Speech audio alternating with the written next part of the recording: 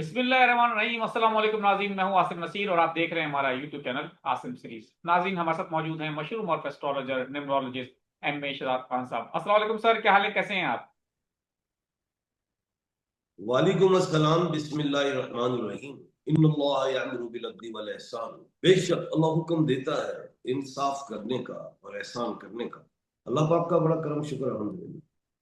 Sir, सबसे पहले तो मैं वीलॉग के आगाज में आपको मुबारकबाद पेश करूंगा कि आपने जो पेशेंट गोइयां की बहुत ही दुरुस्त और एक्यूरेट रही हैं माशाल्लाह, और बहुत अच्छी पेशेंट गोइयां थी जो कि पूरी हुई हैं। इससे पहले कि मैं आपको बताऊं, आपने जो जंग के बारे में कहा था कि आपको जंग नजर आ रही, तो हमने देखा वो हुई।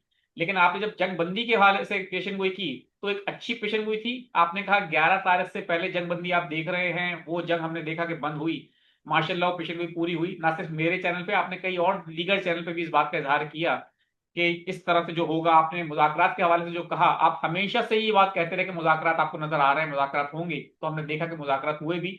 वो कि वो अभी वो कामयाब नहीं हुए, लेकिन अच्छी बात उसमें यह है कि मुज़ाकरात के दूसरे दौर की बातें भी हो रही हैं। बहुत अच्छी पेशेंट गोइयां रही हैं आपकी माशाल्लाह। सबसे पहले तो आपको इस बात के लिए हम मुबारकबाद पेश करेंगे, लेकिन आगे हम आपसे जानना चाहेंगे कि आगे आप हमारे देखने वालों को क्या बताएंगे कि अब मुज़ाकरात का दूसरे दौर के हवाले से जो बातें हो रही हैं, आपको आगे मुज़ाकरात के हवाले से क्या नजर आ रहा है? मुज़ाकरात होंगे या जंग में दोबारा से आपको लगता है कि कुछ इस तरह की शरारत हो सकती है इसराइल की तरफ से या अमेरिका की तरफ से, ईरान पे कोई हमला हो सकता है महदूद पैमाने पर भी? क्या कहेंगे सर आप? बिस्मिल्लाह। देखिए, बात यह है कि बिल्कुल मैंने कहा कि 11 से पहले जंग बंद होगी, और एक बात और की थी कि इस्लामाबाद जो है उधर ये मुज़ाकरात होंगे। अब इस्लामाबाद अकॉर्ड है। इस्लामाबाद को देखें, अलिफ से इस्लाम, आबाद अलिफ से, ये दो मरीख ही होगा, आगे कौड़ आ गए, तीन मरीख हो गए। अब तीन मरीख, और मेरे मुल्क पाकिस्तान में तीन 1/12 है। आसिफ अली जरदारी साहब 1/12, सदर पाकिस्तान। वजीर आजम शहबाज शरीफ 1/12, वजीर खारजा इसहाक डार 1/12। कैसी कमाल की बात। और आसिम मुनीर जो है हमारे फील्ड मार्शल, वो सूरज और मरीख के मालिक। इसीलिए मैं बारहा कहता था कि पूरे दुनिया की पग और खित्ते की पग मुल्क पाकिस्तान की सर आई। ये मैं 3 महीने से कह रहा हूं। अब वो इस्लामाबाद की वजह से और तीन 1/12 की वजह से, तैयब रजब उर्दगान 1/12 है, शी जिनपिंग 1/12 है। वहां पे पंचायत नहीं गिर जाएगी, जाएगी भी नहीं। फिर इधर ही आएगी इस्लामाबाद में। ये मैं रेगुलर कह रहा हूं हर प्रोग्राम में, और आपके प्रोग्राम के दोस्तों से भी कह रहा हूं।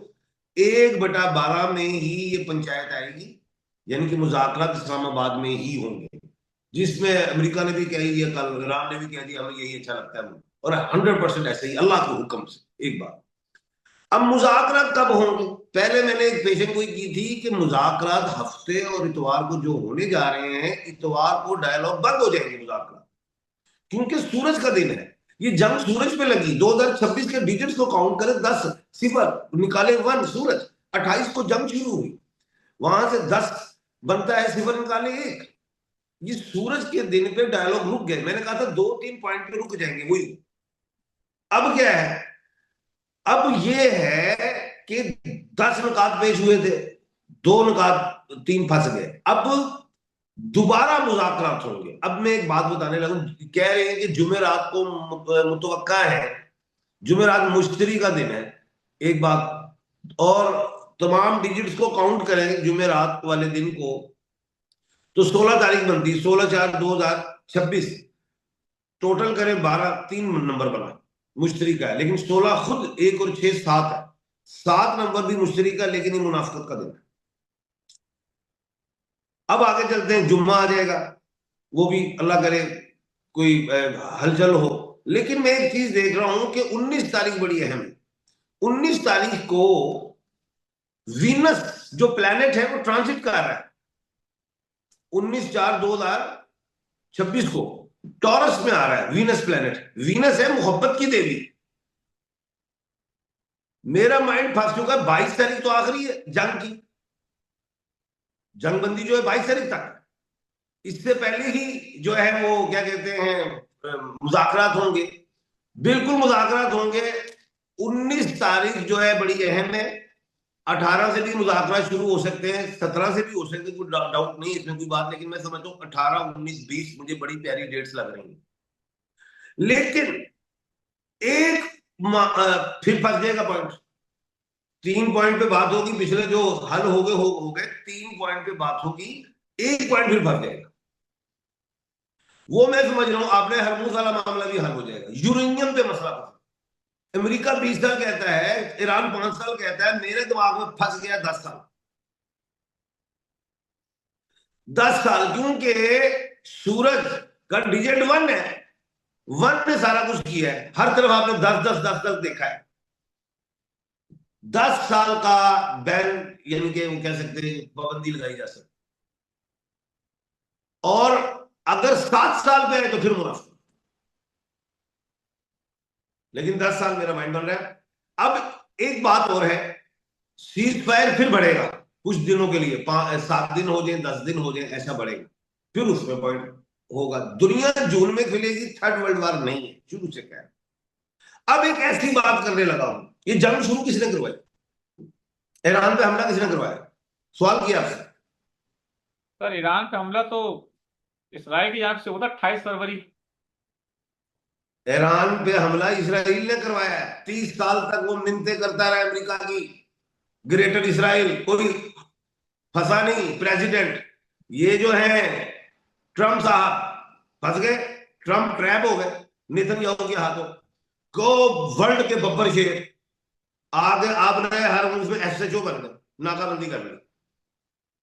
मैंने कहा था पावर खत्म हो जाएगी, अकेले रह जाएंगे, नीटो भी हर चीज फर्क। अब सुने, मसला एक और नया आने वाला है जो आप लोगों के जेहन में नहीं आ रहा। तमाम जितने भी हैं आप लोग मीडिया वाले, आ नहीं रहे, मेरे दिमाग में फंस गए पॉइंट। और जंग करवाई इसराइल ने, अमेरिका कूदा साफ।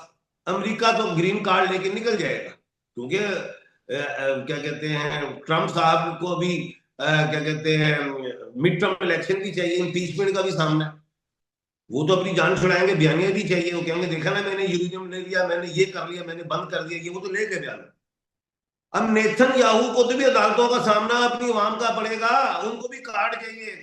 वो कहेंगे अमेरिका साफ बात है, मैनू भी तो कटो। भाई ईरान का और इसराइल का तो मामला वहीं पे आ गया। मैं ये समझता हूं, जो एक मदर इन लैंड और फादर इन लैंड दो आमने सामने आने लगे। मदर इन लैंड कौन है? India, Narendra Modi, and father in land बने हुए हैं, अपने आप को बना के बैठे हुए हैं नेतन्याहू एंड। अब ये बात निकल सकती है कि इसराइल के भी बिठाया जाए, तो इसराइल तो नहीं बैठेगा पाकिस्तान इस्लामाबाद में, वो तो ना पाकिस्तान ने पग बांधी हुई है, और ये यहाँ से पंचायतें और भी नहीं जा सकती, ना तुर्किया जाएगी अल्लाह के हुक्म से, ना कहीं चाइना पाकिस्तान में। तो हो सकता है क्या कहते हैं इसराइल की नुमाइंदगी इंडिया करे। अब इंडिया भी आने के लिए तैयार नहीं होगा पाकिस्तान, उसने तो मार खाई पिछले साल। पाकिस्तान ने बड़ा भरपूर जवाब दिया, जो मैंने पेशन गोई की थी, हफ्ते को हम जंग जीतेंगे और 7 8 हथियारे गिरेंगे। तो राजनाथ वजीर खारजा इंडिया के, जो मैं समझ रहा हूं कि नुमाइंदगी कर सकते हैं, या उनसे भी कोई छोटा पाकिस्तान आ सकता है, ये एक दरवाजा खुल सकता है। आज नहीं खुला तो 2 महीने में आप खुलता हुआ देखेंगे। ये पेशन गोई नहीं डाल रहे।